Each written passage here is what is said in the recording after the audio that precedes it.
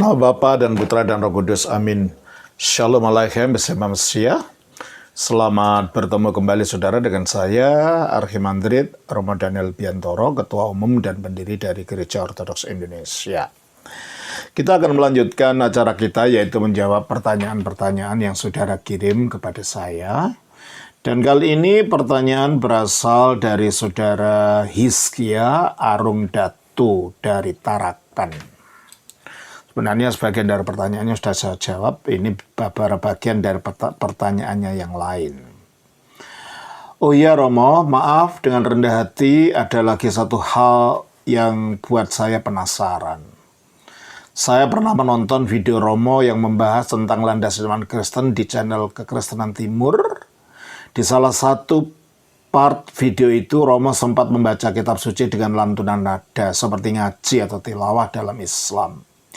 Yang saya ingin sekali tahu apakah metode cara membaca kitab suci seperti gereja purba yang Romo praktekkan itu ada tuntunan atau pengajaran khususnya Romo. Terima kasih saudara Hizkia. Lantunan itu merupakan bagian daripada musik gereja ortodoks yang bertradisi Yunani dan beberapa mempunyai Serbia dan lain-lain, dan nama musiknya adalah musik Bizantium. Jadi itu memang musik dari gereja timur. Ya tentunya musik Bizantium itu punya teorinya sendiri, notasinya sendiri, cara menyanyikannya sendiri. Jadi kalau mau ditanya apakah ada tuntutannya, ya harus belajar tentang musik Bizantium itu dulu.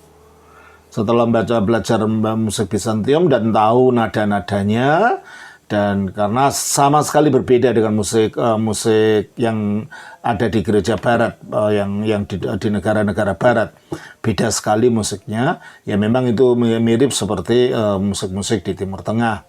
Hanya ini memang musiknya gereja ortodoks, musiknya Bizantium. Jadi kalau mau belajar itu, ya memang harus belajar gereja timur, dan saya sendiri bukan ahlinya, hanya tahu sana-sini tapi tidak memahami secara dalam musik Bizantium itu. Mungkin nanti suatu saat ada anak muda dari gereja ortodoks di sini yang tertarik untuk menjadi pengidung dari gereja ortodoks. Suatu saat akan belajar lebih dalam lagi supaya ini bisa diajarkan kepada umat di Indonesia. Terima kasih, saya kira itu saja jawaban saya yang tidak memerlukan jawaban yang lebih dalam lagi.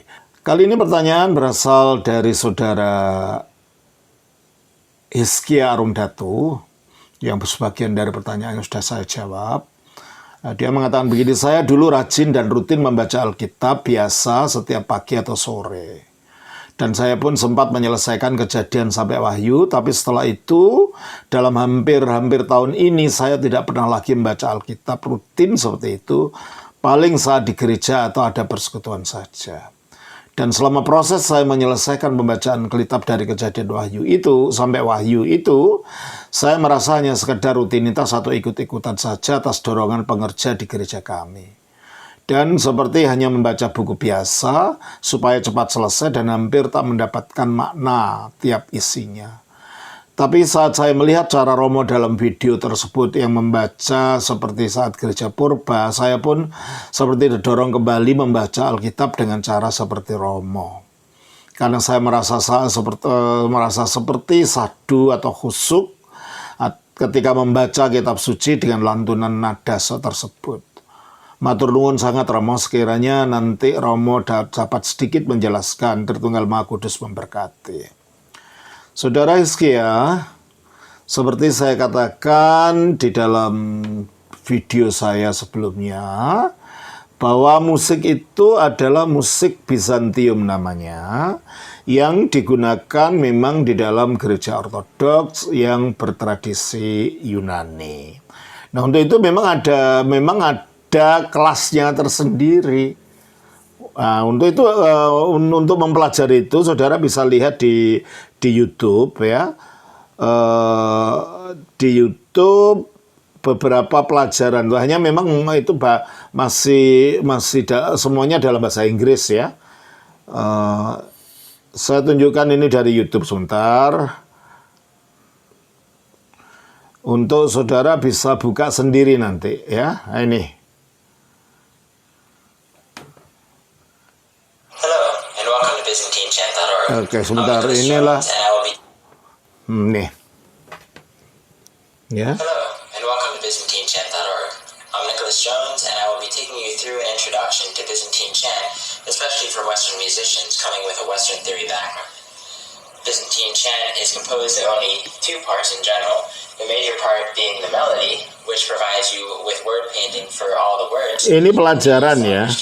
Jadi saudara bisa melihat itu ada beberapa seri itu. Often you will find three parts depending upon the hymn, sometimes in the Lamentations on Holy Friday, and sometimes in such. Nah, saudara nanti bisa buka sendiri ya.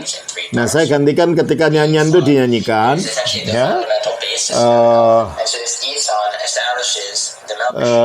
Saya tunjukkan nanti bagaimana itu dilaksanakan. Seumpamanya bacaan kitab sucinya yang menggunakan musik Bizantium itu. Ini dari gereja Antiochia yang menggunakan bahasa Arab dalam ibadahnya, tapi musiknya tetap musik Bizantium. Ini untuk melihat bagaimana mereka membaca Alkitab menggunakan nada musik Bizantium itu. Ya, oke.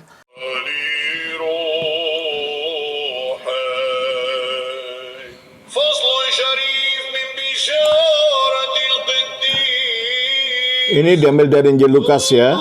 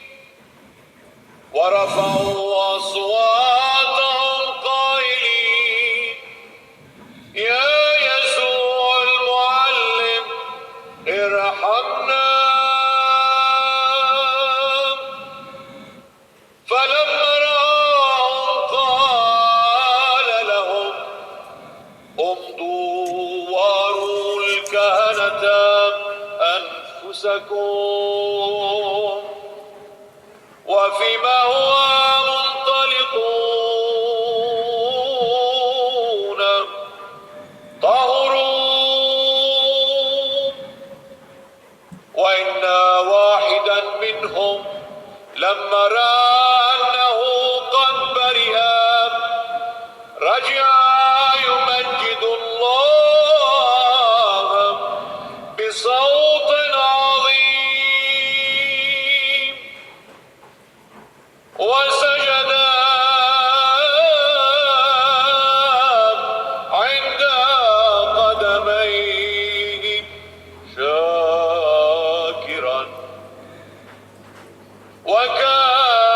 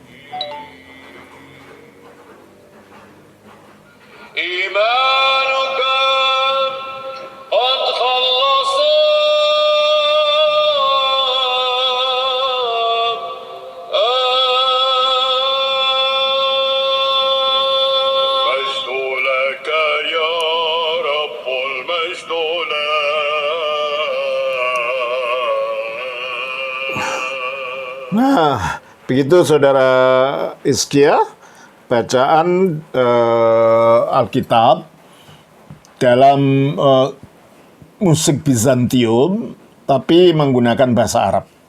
Karena gereja Antiokhia itu berasal di Syria, berada di Syria, dan mereka menggunakan bahasa Arab. Itu tadi menggunakan bahasa Arab. Jadi kalau memang saudara mau belajar, memang harus belajar khusus ya. Tidak bisa itu ada teorinya ya, kayak musik yang lain ada teorinya, dan beda sekali teorinya dengan teori musik yang ada di dalam musik-musik yang kita kenal itu. Baik, terima kasih. Tuhan berkati. Shalom. Nama Bapa, Putra, Roh Kudus. Amin.